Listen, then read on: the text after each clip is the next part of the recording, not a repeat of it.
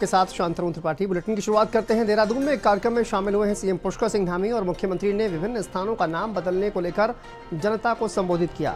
इस दौरान सीएम पुष्कर सिंह धामी ने जनता का धन्यवाद भी किया। सीएम पुष्कर सिंह धामी कार्यक्रम में पहुंचे हुए थे। प्रदेश में कई जगहों के नाम बदले गए हैं, इसी को लेकर कार्यक्रम का आयोजन किया गया था। यहाँ पर उन्होंने संबोधित किया है और जनता को धन्यवाद भी किया है। सीएम ने क्या कुछ कहा, सुनते हैं।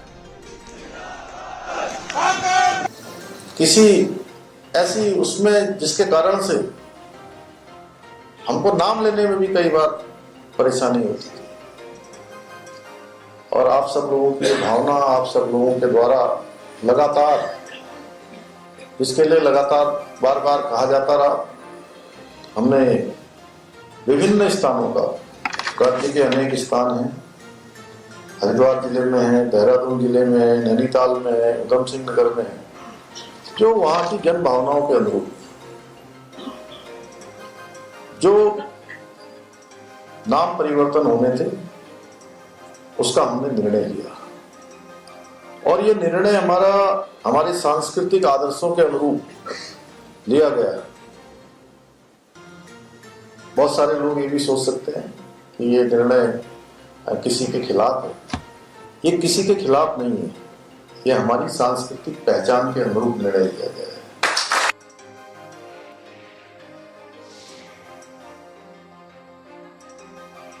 चलिए आगे बढ़ते हैं। देहरादून से खबर है, सीएम पुष्कर सिंह धामी ने समीक्षा बैठक की है। पेयजल और जलागम की समीक्षा बैठक में सीएम पुष्कर सिंह धामी पहुंचे और यहां पर जरूरी दिशा निर्देश उन्होंने दिए हैं। मुख्यमंत्री ने कहा कि 30 सालों की आवश्यकताओं को ध्यान में रखते हुए जलापूर्ति की कार्य योजना बनाई जाए, पेयजल के गुणवत्ता की समय समय पर टेस्टिंग की जाए।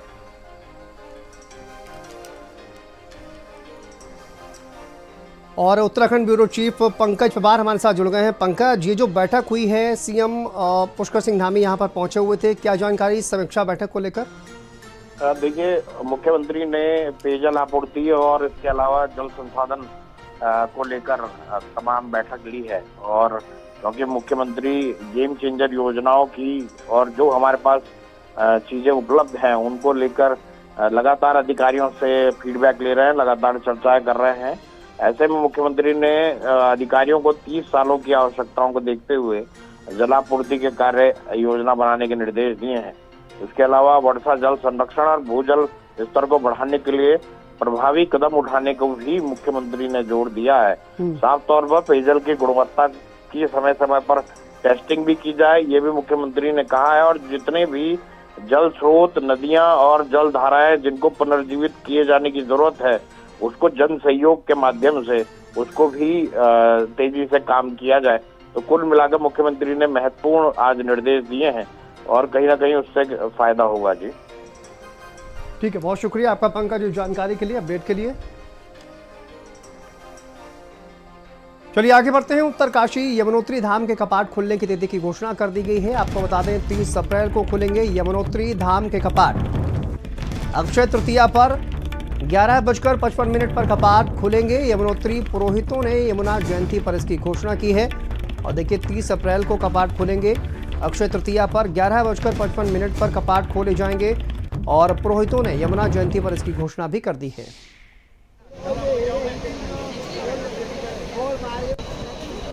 आज यमुना जी जन्मोत्सव के शुभ पावन अवसर पर यमुना जी के ग्रीष्मकालीन कपाट खोलने का शुभ मुहूर्त तय किया गया है, जो कि 17 गते वैशाख, अक्षय तृतीया शुक्ल पक्ष 30 अप्रैल, बार बुधवार, नक्षत्र रोहिणी नक्षत्र, योग शुभ योग, समय 11:55 पर समस्त श्रद्धालुओं हेतु मां यमुना जी के कपाट विधिवत मंत्रोच्चारण के साथ यमुनोत्री धाम में खोल दी जाएंगे।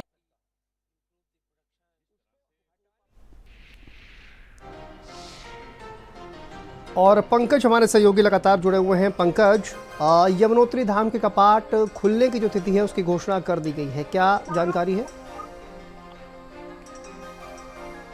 देखिए, अगर गंगोत्री धाम के बाद अब मां यमुना के कपाट जो है खुलने की घोषणा कर दी गई है, उसमें लगभग 30 अप्रैल को यमुनोत्री धाम के कपाट खुलेंगे। अक्षय तृतीया की तिथि के उपलक्ष्य पर लगभग 11:55 पर ये कपाट खुलेंगे। और पुरोहितों ने आज मां यमुना जयंती यानी मां यमुना के जन्म दिवस के अवसर पर इसकी घोषणा की है। तो कुल मिलाकर देखा जाए तो अब सारे धामों के कपाट कब कब खुलेंगे इसको लेकर घोषणा हो चुकी है। जी ठीक है, बहुत शुक्रिया आपका पंकज जानकारी के लिए। चलिए आगे बढ़ते हैं। खबर अल्मोड़ा से है, जहां पर आगामी 6 अप्रैल को बीजेपी अपना स्थापना दिवस मनाएगी और स्थापना दिवस के मौके पर जिले में कई कार्यक्रमों का आयोजन किया जाएगा। स्थापना दिवस के कार्यक्रमों की तैयारियों को लेकर आज भाजपा जिला प्रभारी और NRHM के उपाध्यक्ष सुरेश भट्ट अल्मोड़ा पहुंचे। जिलाध्यक्ष महेश नयाल की अध्यक्षता में पार्टी कार्यालय में भाजपा पदाधिकारियों के साथ बैठकर तैयारियों की समीक्षा की। भारतीय जनता पार्टी में हर कार्यकर्ता को जिम्मेदारी मिलना, नई नई प्रकार की जिम्मेदारी देने से कार्यकर्ता का विकास, ये भारतीय जनता पार्टी की कार्य पद्धति का अंग है।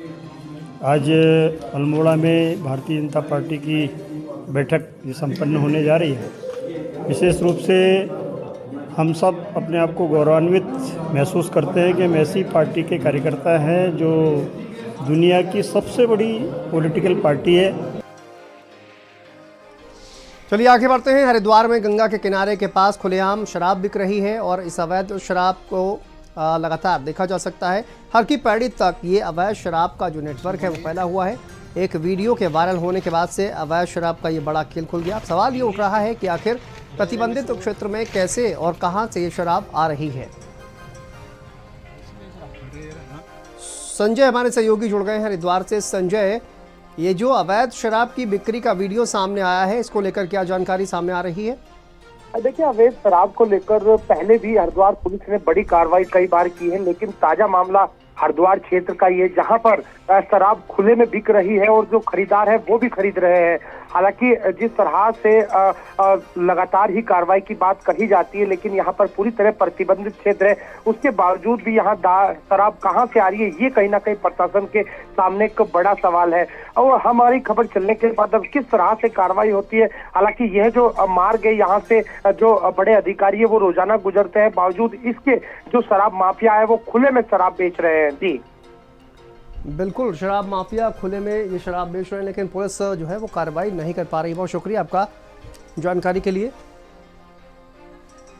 चलिए आगे बढ़ते हैं। हल्द्वानी से खबर है, जहां पर वक्फ संशोधन बिल से जुड़ा मामला, लोकसभा में बिल पास होने और राज्यसभा में बिल को पेश किया गया है। जैसा कि आप जानते हैं, राज्य अल्पसंख्यक आयोग के पूर्व उपाध्यक्ष ने इसका समर्थन किया है। पूर्व उपाध्यक्ष मजहर नईम नवाब ने प्रतिक्रिया दी और कहा, विपक्ष जनता में भ्रामक सूचनाओं को फैला रहा है। उन्होंने कहा कि गरीब, कमजोर मुस्लिम लोगों को उनका अधिकार मिलेगा। पर जो कब्जों को लेकर के भारतीय जनता पार्टी,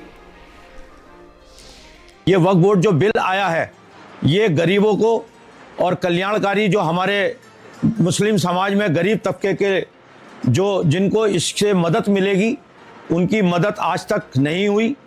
ये 70 वर्षों में लगभग 60 वर्ष कांग्रेस का शासन रहा और अन्य दलों का शासन रहा।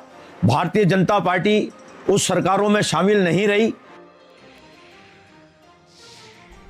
चलिए आगे बढ़ते हैं। देहरादून से खबर है, जहां पर जनसंख्या नियंत्रण कानून की मांग से जुड़ा मामला सामने आया है। दंपत्ति दिनेश तलवार, दिशा तलवार ने शुरू की है पदयात्रा। दिल्ली तक जाने के लिए उल्टे पैर पदयात्रा शुरू की है। प्रधानमंत्री से सख्त जनसंख्या नियंत्रण कानून बनाने की मांग की है। 30 सालों से जनसंख्या नियंत्रण कानून की मांग कर रहे हैं और इसी को लेकर देखिए पदयात्रा शुरू की गई है। प्रधानमंत्री से सख्त कानून बनाने की मांग की गई है।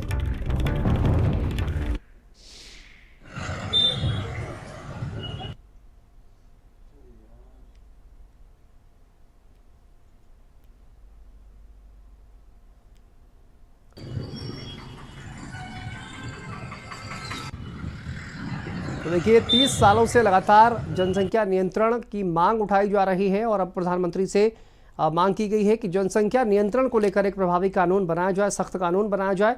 और इसी को लेकर पदयात्रा शुरू की गई है। दिल्ली तक ये पदयात्रा शुरू की गई है। और देखिए, ये किस से प्लाकार्ड आप देख पा रहे हैं, वहाँ पर अगर आवाज़ नहीं उठाई तो 200 करोड़ होगी भारत की आबादी।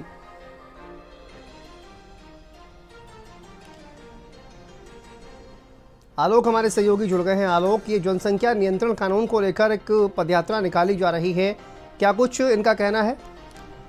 देखिए, ये दंपति जो है पिछले 30 वर्षों से जनसंख्या नियंत्रण कानून की मांग कर रहे हैं। 1992 में एक एक्ट जरूर पास हुआ था, हालांकि जनसंख्या नियंत्रण कानून जो है वो लागू नहीं हो पाया, उसके बाद से ही लगभग 30 वर्षों से इस तरह उल्टे पैर पैदल चलकर जो है ये सरकार से ये गुहार लगा रहे हैं, क्योंकि भारत की जो जनसंख्या है वो लगातार बढ़ती जा रही है और इसी के लिए जो है गुहार लगाई जा रही है कि एक कानून इस तरह का होना चाहिए। फिलहाल देहरादून से दिल्ली की ओर जो है ये उल्टे पैर ये दंपत्ति चले हैं और इनकी मांग है कि प्रधानमंत्री से मिला जाए और एक कानून जो है देश में लागू किया जाए, जिससे जनसंख्या जो है वो कंट्रोल में रहे और जो भारत की जनसंख्या है वो ज्यादा ना बढ़ते हुए विकास कार्य की ओर भारत निरंतर बढ़ता रहे। जी बिल्कुल, बहुत शुक्रिया आपका जानकारी के लिए, अपडेट के लिए। चलिए आगे बढ़ते हैं, खबर कोटद्वार से है, जहां पर उत्तराखंड क्रांति दल ने जेल में बंद अपने 2 नेताओं की रिहाई के लिए प्रदेश सरकार को चेतावनी दी है। कोटद्वार में यूकेडी ने तहसीलदार के माध्यम से राज्यपाल को एक ज्ञापन सौंपा। इस दौरान यूकेडी नेता ने कहा कि यदि 7 अप्रैल से पहले यूकेडी ने नेताओं को जेल से रिहा नहीं किया तो यूकेडी 8 अप्रैल को मुख्यमंत्री आवास का घेराव करेगी। लेकिन सरकार ने अगर रिहा नहीं किया तो यूकेडी घेराव करेगी मुख्यमंत्री आवास का। ये धमकी वहां पर दी गई है, चेतावनी दी गई है। 2 यूकेडी नेताओं की जेल से रिहाई की मांग की गई है। चेतावनी दी जा रही है सरकार को कि अगर 7 तारीख तक रिहा नहीं किया तो 8 तारीख को मुख्यमंत्री आवास घेराव होगा। साथ में हम ये भी कहना चाह रहे हैं कि हमारे अब यहाँ के जो इंडस्ट्रीज वाले हैं, ग्रोथ सेंटर सिकड्डी में जो हमारे यहाँ पे श्रमिकों का शोषण कर रहे हैं, उनको भी चेतावनी दी जा रही है कि अगर उन्होंने इस तरीके से कोई शोषण किया तो कोटद्वार सांगठनिक निकाय को बाध्य होकर उनके खिलाफ भी आवाज़ उठानी पड़ेगी। चलिए आगे बढ़ते हैं, खबर देहरादून से है, जहां आजकल लोगों में गिबली स्टाइल में अपनी तस्वीरें बनाने की होड़ लगी हुई है और आजकल सभी सोशल मीडिया पर अपनी गिबली स्टाइल में बनी तस्वीरें शेयर कर रहे हैं। लोग अपनी और अपने बच्चों की AI जनरेटेड तस्वीरें धड़ल्ले से शेयर कर रहे हैं, लेकिन ये देखने में जितना मज़ेदार लगता है उतना ही खतरनाक भी हो सकता है। इस पर साइबर क्राइम CO देहरादून अंकुश मिश्रा ने जानकारी देते हुए बताया कि ट्रेंड अलग अलग नाम से जाना जा रहा है। फिलहाल कोई शिकायत तो नहीं मिली है, लेकिन गिबली ट्रेंड के बीच साइबर स्कैम के खतरों को नकारा नहीं जा सकता। तो AI जो है अपने में कृत्रिम बुद्धि होती है, जिसको मैं सिंपली हिंदी बोलूं, तो उसके पास इतनी इंटेलिजेंस होती है कि खुद से वो चीजों को मॉडिफाई कर सकती है। तो कल को हो सकता है कि कोई ऐसा एलिमेंट हो, कोई ऐसा व्यक्ति हो, वो AI के माध्यम से आपकी फोटो जो आपने पूर्व में उस AI को फोटो उपलब्ध करा रखी है, वो उस फोटो को मॉडिफाई कर सकता है, एडिट कर सकता है, मॉर्फिंग हो सकती है, मिसयूज हो सकती है। तो अल्टीमेटली कहने का उद्देश्य यह है कि आप जब भी कोई AI या किसी भी चीज को, कोई प्लेटफॉर्म को अगर अपनी फोटो शेयर कर रहे हैं तो कोशिश कर रहे हैं कि उसकी प्राइवेसी चेक कर लें। साथ में कोई इतनी ज्यादा निजी फोटो आप शेयर मत करें जिसमें कल को बाद में आपकी वाइफ के साथ या आपके हस्बैंड के साथ कोई फोटो है उसे मॉडिफाई कर दिया जाए। तो थोड़ा सा अपनी फोटो को थोड़ा देख के और संभल के ही शेयर करें। चलिए आगे बढ़ते हैं, खबर कोटद्वार से है, जहां पर गर्मियां शुरू होते ही पेयजल संकट की मिल रही शिकायतों को देखते हुए कोटद्वार में उत्तराखंड जल संस्थान ने अपने सभी अधिकारियों और कर्मचारियों की छुट्टियों पर अग्रिम आदेशों तक रोक लगा दी है। उत्तराखंड जल संस्थान के कोटद्वार में तैनात अधिशासी अभियंता अभिषेक वर्मा ने जानकारी देते हुए बताया कि द्वारीखाल और नैरी डांडा, जयहरी खाल, यमकेश्वर और दुगड्डा ब्लॉक में पेयजल समस्या से निपटने के लिए आवश्यक कदम समय पर उठाए गए। हर जो भी फ़ोन उनको आता है, कॉल आता है, उसको उठाएंगे ज़रूर, उसको सुनेंगे उसकी कहाँ पर दिक्कत आ रही है। और छुट्टियां कैंसिल कर दी गई हैं, छुट्टी नहीं दी जाएंगी इस बीच, कोई भी अपराध कारण होंगे तब बात अलग है। और हमने इसलिए अपने क्षेत्र से संबंधित सभी JE और AE उनके जो फ़ोन नंबर्स हैं वो अखबार में पब्लिश भी कर दिए हैं। अल्मोड़ा में चैत्र नवरात्र पर हिंदू सेवा समिति ने नगर में सांस्कृतिक शोभा यात्रा निकाली और इस शोभा यात्रा में महिलाओं, स्कूली बच्चों, कलाकारों के साथ कई लोगों ने शिरकत की। इस दौरान भजन कीर्तन गायन से पूरा माहौल भक्तिमय रहा। सिद्धनौला से शुरू हुई यात्रा नंदा देवी मंदिर पहुंची और यहां कुमाऊनी संस्कृति पर आधारित अनेक कार्यक्रमों की प्रस्तुति की गई।